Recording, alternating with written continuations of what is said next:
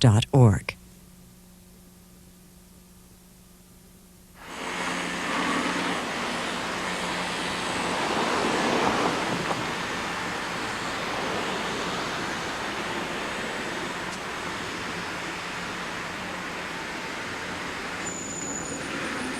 What is the Islamic Center in Washington, D.C.? Islamic Center is established in 1947, and it was completed in 1957 by the efforts of some Muslim countries and the Muslims here in the United States. It has three objectives. To start with, a place for a Muslim to pray and worship God. Second is a place for education and cultural aspects of the Muslims. Third is to present Islam to the non-Muslims. If you were to take a look at 1947 versus now, how much has changed here? How many people use it now compared to then? You're right. At the time when it was built, it was too large for the number of the Muslims here in this area. Right now, it's too little for the people. It cannot accommodate all the people. But fortunately, there are many other places which are opened, so they accommodate the Muslims in the area. If we take a look at the total Muslim population in the United States, roughly, do you know what that is? They say it's about 9 million, and some say about 7 to 9 million. You've been doing a lot of interviews recently, and the president was here, was he not? The president was here 2 days ago, and it was a really wonderful initiative from the president to come here to address the Muslims and Americans in general, to show that all Americans, he showed that all Americans are respected regardless of their religion, their color, or their race or status. What do you think about all this attention in light of last week's events? What happened last week, nobody could justify it. And no religion, no sound mind, no human being in reality will approve what took place last week. So we could say that whoever has done that, regardless of his religion or race, is not right, and it is prohibited by our religion, Islam. How is this prohibited? Could you explain specifically? There are many verses in the Quran, but I would say that there is a verse in the Quran where God says, whoever kills a soul with no just reasons or justification and see corruption in the land, as if he kills all the human beings. So it's total prohibition. And in many verses, God says, do not kill the soul that God has prohibited. So there is no way what took place can be approved by Islam as a religion. Where does the Quran come from? The Quran is a revelation from God.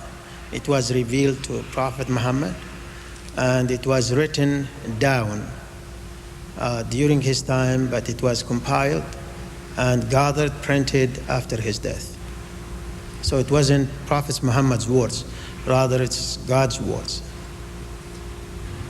There are 5 prayers a day, is that correct? Yes, we have 5 daily prayers. We start at dawn, and then another one at Zuhr, which is around noon, another one late noon, another one early evening at sunset, and then one late evening after sunset, almost like an hour and a half, 2 hours. Those 5 prayers, where does that tradition come from? And also the tradition of a pilgrimage to Mecca, where does that come from? Okay, the 5 daily prayers, we believe that it was revealed and commanded from heavens, because we believe in the ascension of the prophets to heavens, and God commanded him that he should pray, and his people, followers, to pray 50 times a day. But then we believe that Prophet Moses told our prophet that it's too much, people could not pray 50 times a day. And he kept asking him to go back and request from God to reduce it until it became 5 times.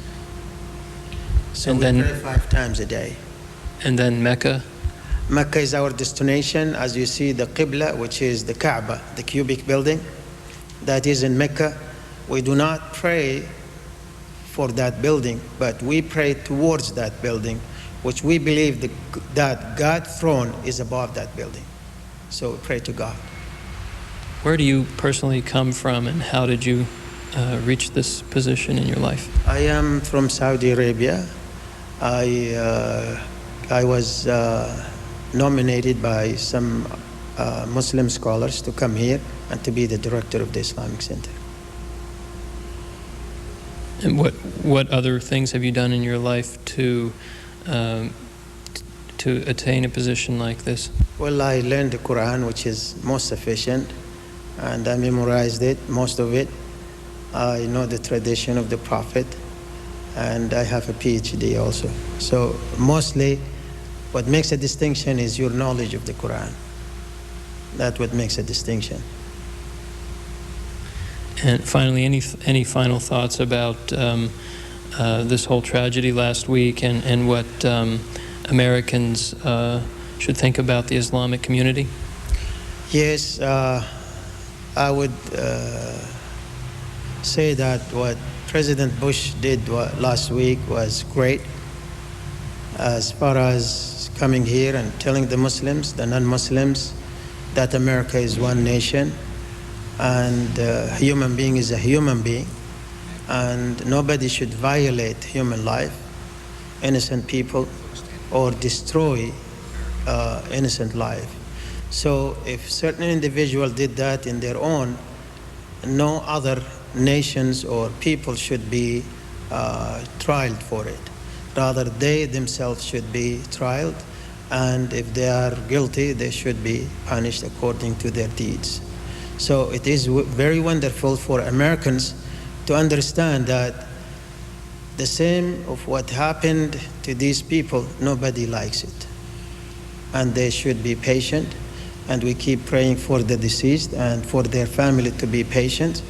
And also, they should look at the other Muslims as innocent people as they are. If few people acted of their own to take the life of other human beings, then they should